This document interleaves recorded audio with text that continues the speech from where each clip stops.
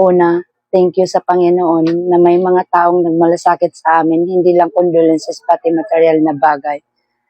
Pangalawa, yung mga tao, hindi ko ito inasahan na may bibigay sa amin na ganito.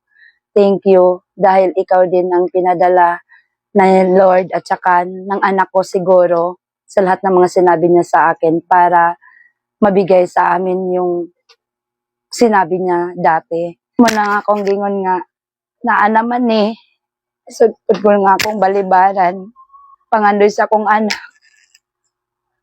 inyong gituman. Dili man tuod nga siya ang nag-provide, pero pinaagi sa gugma og respeto, inyong gihatag sa ako ani nga opportunity. Nang libo-libong pasalamat nako sa inyo. Hindi nga ako expect na mayroong tumutulong sa amin na ganyan. Kasi isa yan sa mga plano ng anak ko, isa yan sa mga plano namin na doon muna kami sa Davao para matutukan ko po yung kapatid niya kasi yung pagtutulog kasi permanently late mag-aral, oo, para matutukan ko din and then mabuo yung namin doon. Tapos para daw yung monthly allowance niya is kaya naman daw namin doon maka-provide lang. Tapos sabi ko, huwag kang alala kasi magtrabaho naman ako magtrabaho ako doon para hindi lang yung allowance mo ang hihintay namin, may din kami monthly income sana. Kaya lang, yun, hindi ko in-expect na ganito, na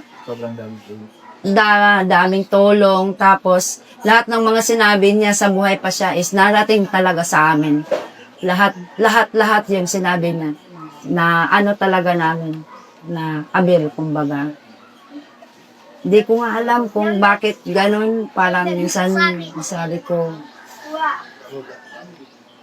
ano ba yun? Sinasabi ba niya yun dahil mawawala na siya? O ngayon ko lang naisip yan. Ngayon, parang hindi ko muna agad-agad i-transfer sila kasi mayroon pa akong asikasuhin dito sa amin. And then, hindi ko pa rin biglaan iwan yung anak ko kasi mayroon pang 30 days, ganyan. Tapos, yung bahay niya doon sa cemetery, kailangan ko pag ipatago. Yung mausoleum, kailangan ko pa yun ipatago. Kailangan talaga nandito ako. Kaya sa ngayon dito ko muna sila paaralin.